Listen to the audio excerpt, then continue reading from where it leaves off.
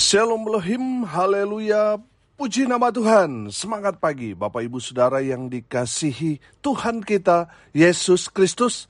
Jumpa lagi bersama saya Pendeta Samuel Mabuntu dalam Renungan Pagi ke 2297 hari Renungan Pagi ini mengudara.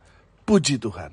Bapak Ibu Saudara yang dikasihi Tuhan, sebelum kita membaca, mendengarkan dan merenungkan firman Tuhan hari ini, mari kita berdoa, minta pimpinan Roh Kudus. Kita berdoa.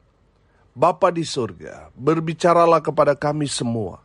Pakai firman Tuhan ini untuk menegur kami, menasihati kami, meneguhkan iman percaya kami, dan memberkati kami semua. Di dalam nama Tuhan Yesus yang adalah firman Allah yang hidup, kami berdoa.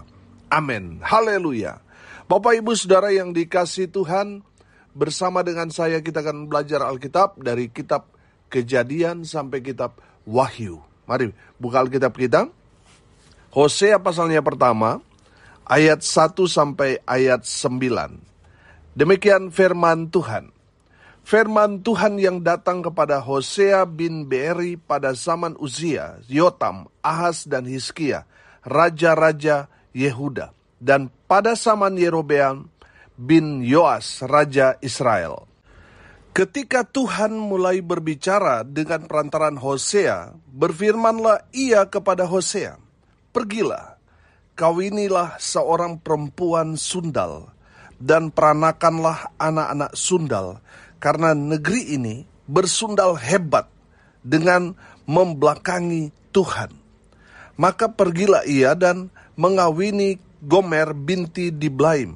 Lalu mengandunglah perempuan itu dan melahirkan baginya seorang anak laki-laki. Kemudian berfirmanlah Tuhan kepada Hosea, "Berilah nama Yisrael kepada anak itu, sebab sedikit waktu lagi maka aku akan menghukum keluarga Yehu karena hutang darah Yisrael, dan aku akan mengakhiri pemerintahan kaum Israel. Maka pada waktu itu, aku akan mematahkan busur panah Israel di lembah Yisrael." Lalu perempuan itu mengandung lagi dan melahirkan seorang anak perempuan. Berfirmanlah Tuhan kepada Hosea, "Berilah nama Lo-ruhama kepada anak itu, sebab aku tidak akan menyayangi lagi kaum Israel, dan sama sekali tidak akan mengampuni mereka. Tetapi aku akan menyayangi kaum Yehuda dan menyelamatkan mereka demi Tuhan Allah mereka. Aku akan menyelamatkan mereka, bukan dengan panah atau pedang, dengan alat perang atau dengan kuda dan orang-orang berkuda." Sesudah menyapi Lo-ruhama, mengandunglah perempuan itu lagi dan melahirkan seorang anak laki-laki. Lalu berfirmanlah ia, "Berilah nama Lo-ami kepada anak itu, sebab kamu ini bukanlah umatku, dan aku ini bukanlah Allahmu." Amin, firman Tuhan. Haleluya. Bapak Ibu Saudara, kita bersyukur kita sudah masuk dalam kitab Hosea. Puji Tuhan. Kitab ini ditulis oleh Nabi Hosea sendiri. Arti nama Hosea adalah keselamatan. Jadi kalau diartikan, keselamatan ada pada Tuhan. Haleluya. Hosea hidup di kerajaan utara yang beribu kota Samaria pada zaman pemerintahan Raja Yerobeam. Tema utama kitab Hosea, Tuhan mengasihi umatnya bahkan ketika mereka tidak setia kepadanya. Tuhan tetap mengasihi umatnya. Haleluya. Bapak Ibu Saudara yang dikasihi Tuhan, menarik. Dari kebenaran firman Tuhan ini, saya merenungkan bagaimana kalau kita ada di posisi Nabi Hosea. Mari kita belajar dari Hosea. Yang pertama, Hosea taat pada perintah firman Tuhan. Amin. Perintah Tuhan jelas, memerintahkan Hosea untuk pergi kawin, nikah dengan seorang perempuan sundal alias pelacur, dan peranakanlah anak-anak sundal. Saudara yang dikasihi Tuhan, kita dapat melihat dari kebenaran firman Tuhan ini bahwa Hosea tidak ada pilihan lain selain taat pada perintah Tuhan. Amin. Haleluya.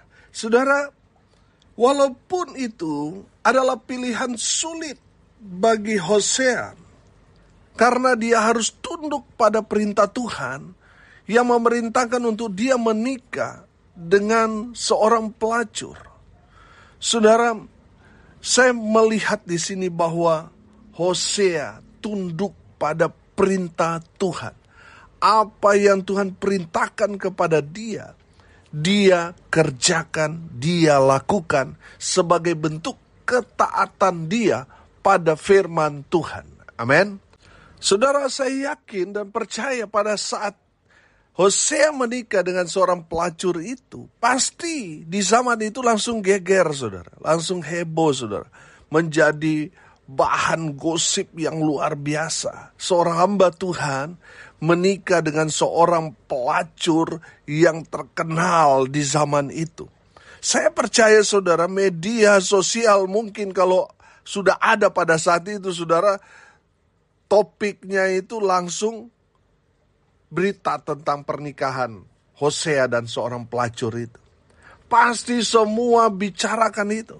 Tapi saudara lihat, Hosea mengabaikan semua pembicaraan orang pada saat itu, karena dia memilih taat pada firman Tuhan yang memerintahkan Hosea. Amin. Bapak Ibu Saudara yang dikasihi Tuhan, apa yang Tuhan sudah perintahkan kepada kita, mari kita mau kerjakan, lakukan itu. Abaikan semua berita-berita miring yang saudara dengar ketika saudara taat pada firman Tuhan. Mungkin banyak orang mencibir kita. Kenapa kita berbuat seperti ini, seperti itu? Kenapa sih kita harus melakukannya dan sebagainya? Saudara, selama yang saudara lakukan adalah melakukan kebenaran firman Tuhan. Memang dunia menolak kita ketika kita melakukan ajaran firman. Amin. Karena ajaran firman ini kan ajaran surga. Memang gak bisa diterima mentah-mentah oleh orang dunia. Saudara, ajaran di dalam Alkitab itu memang ajaran surga. Amin. Ajaran agama di mana? Di tempat lain di luar sana yang mengajarkan kasihilah musuhmu. Berdoalah buat mereka. Ampuni mereka yang telah bersalah kepada saudara. Saudara, hanya ada di dalam ajaran firman Tuhan. Hanya ada di dalam Alkitab. Di ajaran agama lain tidak ada seperti itu. Yang mengajarkan tentang kasih, nggak ada. Hanya ada di dalam Alkitab kita. Amin. Jadi Bapak Ibu Saudara yang dikasihi Tuhan, saya menangkap di sini bahwa Hosea taat pada perintah Tuhan walaupun keputusan yang dia ambil mungkin tidak populer. Mungkin di saat itu orang-orang langsung mencibir dia, mempermalukan dia dan sebagainya. Tetapi Hosea lebih taat pada perintah Tuhan. Dia mengerjakan apa yang menjadi perintah Tuhan dalam hidupnya. Walaupun dunia menolaknya. Walaupun orang-orang di sekitarnya mencibir, menertawakan, menghina dia. Tetapi Hosea lebih memilih taat pada perintah Tuhan. Haleluya. Yang kedua dari Hosea saya pelajari bahwa Hosea tidak protes kepada Tuhan ketika dia diproses Tuhan. Amin. Haleluya. Saudara yang dikasihi Tuhan, Hosea bisa saja protes, bisa. Dia bisa saja mengatakan, Tuhan, emang gak ada perempuan lain? Kenapa saya harus menikah dengan pelacur itu? Apakah tidak ada perempuan lagi yang lebih baik, yang hidupnya benar, yang lebih terhormat? Kenapa Tuhan perintahkan untuk Hosea menikah dengan pelacur itu? Saudara, Hosea tidak protes. Dia tidak mengatakan itu. Dia hanya tunduk taat saja pada apa yang firman Tuhan katakan kepada dia. Oh haleluya. Bapak ibu saudara yang dikasihi Tuhan, kalau saudara saat ini diproses Tuhan, dengar ini baik-baik, jangan protes. Amin. Saudara, pertanyaannya sekarang, kenapa Tuhan izinkan Hosea, seorang hamba Tuhan, menikah dengan Gomer yang seorang pelacur? Saudara, tentunya ini ada makna rohani yang sangat dalam yang Tuhan mau sampaikan kepada umat Tuhan. Hosea adalah seorang hamba Tuhan, utusan Tuhan. Dia menikah dengan seorang pelacur. Ini menjadi gambaran bangsa Israel yang telah melacurkan diri mereka, yang telah melakukan dosa zina di hadapan Tuhan. Di saat mereka membelakangi Tuhan, di saat mereka melupakan Tuhan, di saat mereka tidak lagi beribadah kepada Tuhan, mereka lebih memilih beribadah, memuji, menyembah apa yang mereka ciptakan berupa bentuk patung, monumen, dan lain sebagainya yang mereka sembah, yang notabene adalah buatan tangan mereka sendiri. Yang seharusnya mereka harus menyembah Allah yang hidup, Allah yang disembah oleh Abraham, Ishak, dan Yakub, Allah Israel itu. Tetapi mereka membelakangi Allah yang hidup itu, yang menyebabkan Tuhan murka kepada mereka. Perbuatan mereka itulah, karena mereka tidak beribadah kepada Tuhan, disebut persinahan rohani. Mereka telah melacurkan diri mereka kepada hal-hal yang bodoh, yang bukan Tuhan mereka sembah. Itulah yang menyebabkan Tuhan itu murka kepada umat Tuhan itu. Bapak ibu saudara yang dikasihi Tuhan, dari kebenaran firman Tuhan ini, Tuhan mau ingatkan kita semua bahwa kita jangan pernah melupakan Tuhan dalam hidup kita. Orang yang melupakan Tuhan dalam hidupnya sama seperti yang dilakukan oleh umat Tuhan pada saat itu. Membelakangi Tuhan. Menganggap Tuhan itu ya nomor sekian. Yang harus kita prioritaskan itu cari uang sebanyak-banyaknya. Orang-orang seperti itu adalah orang-orang yang telah melakukan dosa zina rohani. Mereka meninggalkan, melupakan Tuhan. Mereka membelakangi Tuhan yang menyebabkan Tuhan murka kepada umat Tuhan. Saudara, hati-hati. Kalau saudara tidak memilih hidup takut akan Tuhan, saudara tidak beribadah kepada Tuhan, saudara lebih mengejar dunia, hati-hati saudara, hati-hati. Sebab murka Tuhan akan menimpa saudara. Banyak orang yang menemui saya, dulunya sukses, dulunya kaya raya. Karena mereka waktu kaya lupa Tuhan saudara, mereka tidak pernah cari Tuhan. Akhirnya apa saudara? Mereka membayar dengan harga yang sangat mahal. Di masa tua mereka habis. Gigit jari sekarang. Kenapa? Karena di masa-masa jaya mereka melupakan Tuhan. Saudara yang dikasihi Tuhan, dengar ini baik-baik. Kalau saudara mau merasakan kasih kuasa pemeliharaan Tuhan dalam kehidupanmu, selalu cari Tuhan. Ingat Tuhan. Amin. Sesibuk apapun saudara, jangan lupa beribadah kepada Tuhan. Amin. Supaya apa saudara? Supaya Tuhan jaga, Tuhan lindungi, Tuhan berkati hidupmu. Haleluya. Tapi kalau saudara melupakan Tuhan, urusannya saudara dengan Tuhan, saudara akan menderita. Saudara akan kena musibah. Saudara akan ditimpakan malapetaka. Kalau sampai saudara lupa sama Tuhan. Saudara yang dikasihi Tuhan, jangan pernah membelakangi Tuhan. Taruh Tuhan di depan kita. Amin. Lalu kita ikut jalannya Tuhan. Haleluya. Itu yang benar. Haleluya. Yang ketiga, kita belajar dari Hosea.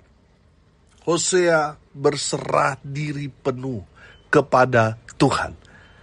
Hasil perkawinannya itu lahir anak-anak Yisrael, Lo Ruhama, Lo Ami. Tapi kalau kita baca firman Tuhan ini, anak-anaknya itu kan ditolak Tuhan semua. Artinya apa, saudara? Hosea berserah diri penuh kepada Tuhan. Saya menangkap pesan begini, bahwa keselamatan itu bukan tergantung pada orang tua, tetapi itu bicara pribadi lepas pribadi. Amin. Jadi Bapak Ibu Saudara yang dikasihi Tuhan, jangan menganggap kalau saudara sudah rohani, lalu anak-anak saudara diselamatkan. Keselamatan ini bicara pribadi-pribadi. Makanya kita harus selalu terhubung secara pribadi dengan Tuhan. Amin. Bapak Ibu Saudara yang dikasihi Tuhan, dari Hosea ini kita menangkap pesan bahwa dia berserah diri. Walaupun kemudian anak-anaknya itu ditolak oleh Tuhan. Lagi-lagi, Hosea tidak protes sama Tuhan. Dia menerima kenyataan semua yang Tuhan sudah berikan kepada dia. Hosea menerima semua apa yang sudah menjadi rancangan Tuhan dalam kehidupannya, dalam keluarganya. Hosea berserah diri penuh kepada Tuhan. Haleluya. Bapak Ibu Saudara yang dikasihi Tuhan, hari ini kita belajar dari Hosea. Yang pertama, Hosea taat pada perintah Tuhan. Saudara, kita harus lebih taat melakukan apa yang menjadi perintah Tuhan dalam hidup kita. Tidak ada pilihan lain selain taat. Amin. Saudara yang dikasihi Tuhan, walaupun itu sulit bagi Hosea, sulit bagi kita untuk memilih, tetapi kita harus memilih taat kepada Tuhan. Yang kedua, di saat Hosea diproses Tuhan, dia tidak protes. Kalau saudara juga diizinkan Tuhan untuk diproses Tuhan, jangan protes. Yang ketiga, Hosea berserah diri penuh kepada Tuhan. Amin. Mari kita berdoa. Terima kasih Bapa di surga sudah berbicara kepada kami semua melalui kebenaran firman-Mu. Berkati semua pendengar dimanapun mereka berada. Berkati hidup mereka. Berkati rumah tangga mereka. Berkati usaha, pekerjaan, pelayanan mereka. Tuhan buat mereka beruntung berhasil dalam segala hal. Mereka yang sakit Tuhan sembuhkan. Mereka yang lemah Tuhan kuatkan. Hibur mereka yang berduka cita. Dan hamba berdoa biarlah berkat Tuhan terus turun memenuhi semua pendengar dimanapun mereka berada. Semua diberkati Tuhan. Dalam nama Tuhan Yesus, hamba berdoa biarlah berkat Tuhan mengalir, memenuhi semua pendengar. Bapak Ibu Saudara, arahkanlah hatimu kepada Tuhan dan terimalah berkat dari Tuhan Yesus. Tuhan memberkati engkau dan melindungi engkau. Tuhan menyinari engkau dengan wajah-Nya dan memberi engkau kasih karunia. Tuhan menghadapkan wajah-Nya kepadamu dan memberi engkau damai sejahtera. Di dalam nama Tuhan Yesus yang adalah sumber segala berkat. Bapak Ibu Saudara yang percaya, diberkati Tuhan, katakan amin. Puji Tuhan. Bapak Ibu Saudara yang dikasihi Tuhan, kalau saudara merasa diberkati melalui renungan pagi ini, bagikan juga kepada saudara-saudara yang lain supaya mereka juga diberkati. Karena untuk itulah kita dipanggil untuk jadi berkat. Salam kasih dari Bali, saya Pendeta Samuel Mabuntu. Sampai jumpa besok pagi. Tuhan Yesus memberkati kita semua. Haleluya.